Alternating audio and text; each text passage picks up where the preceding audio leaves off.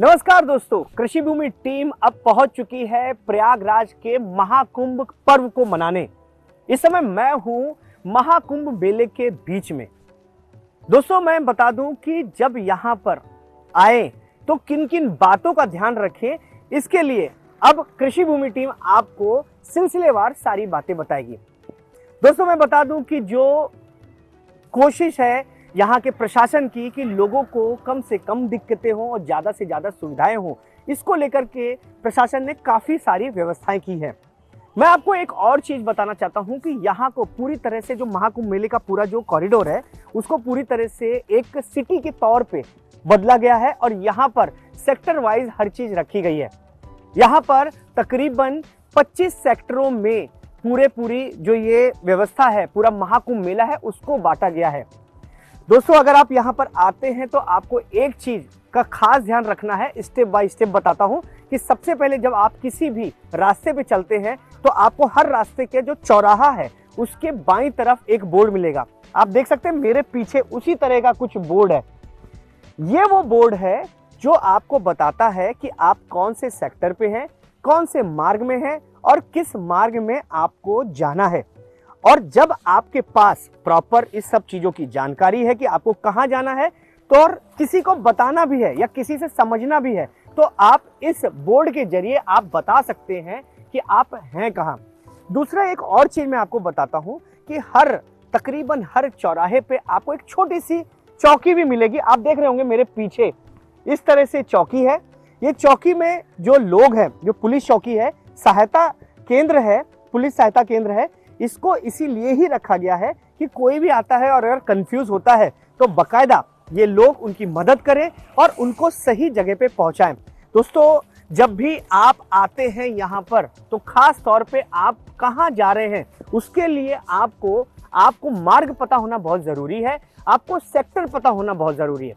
अब मैं आपको सारे सेक्टरों के सिलसिलेवार बात बताता हूँ कि किस सेक्टर में क्या चीज है, ताकि जब भी आपको किसी भी जगह जाना है तो आपको बकायदा पता होना चाहिए कि आप कौन से सेक्टर में जाना चाहते हैं, कौन से मार्ग में जाना चाहते हैं और कहां पर आपको जाना है, मिलना है। तो सबसे पहले मैं आपको ये बता दूं कि जो सेक्टर 1 और 2 है वो परेड ग्राउंड है। तो आपको अगर परेड ग्राउंड जाना है तो सेक्टर 1 और 2 हो गया। सेक्टर 3 है हनुमान मंदिर के पास संगम क्षेत्र है। जो संगम क्षेत्र में जाना चाहते हैं हनुमान मंदिर के पास, उनके लिए सेक्टर 3 है। सेक्टर 4 जो है वो अलग है। खास तौर पे आपको मैं बताऊं कि जो सेक्टर 4 शास्त्रीय ब्रिज के नीचे का जो दारागंज की ओर जा रहा है वो इलाका है। सेक्टर 11 से 20 आपको जो जगह है वो गंगा पार झुंसी का इलाका है। और वहीं सेक्टर 18 से 19 दोस्तों ये सबसे इम्पॉर्टेंट सेक्टर है, क्योंकि ये वो सेक्टर है, सेक्टर 18 और 19, यहाँ पे सभी 7 अखाड़े जो हैं वो बसाए गए हैं। सेक्टर 6 से 10 नाग वासुकी मंदिर से शिव कुटी तक का जो है इलाका है। सेक्टर 6 में आप नाग वासुकी मंदिर के से आप जा सकते हैं। वहीं सेक्टर 8 में श्री श्री रविशंकर जी का शिविर है। सेक्टर 9 जो है वो जो है आपका, वहाँ पर भी आप जा सकते हैं, वहाँ पर भी मंदिर है, गंगेश्वर महादेव के पास का इलाका है वो। और सेक्टर 10 जो है वो शिव कुटी के पास का इलाका है जो महादेव के मंदिर के नज़दीक है। ये सेक्टर जो है सीधा है, ये आखिरी सेक्टर है जो है। वही सेक्टर जो 22 की बात करें तो वो झुंसी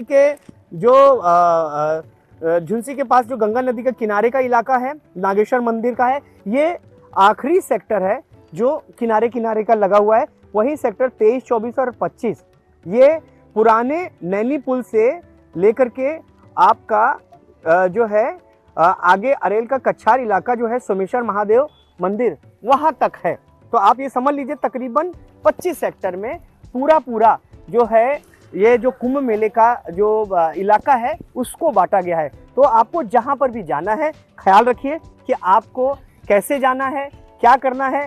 और सबसे बड़ी बात है, कहीं पर भी आप अगर आपको ऐसा लगता है कि कहीं पर आप खो गए हैं या कंफ्यूज हो गए हैं तो जो भी पुलिस सहायता केंद्र है वहां पर पहुंचिए और अपनी बात बताइए, वो आपको तुरंत उस जगह पहुंचा देंगे।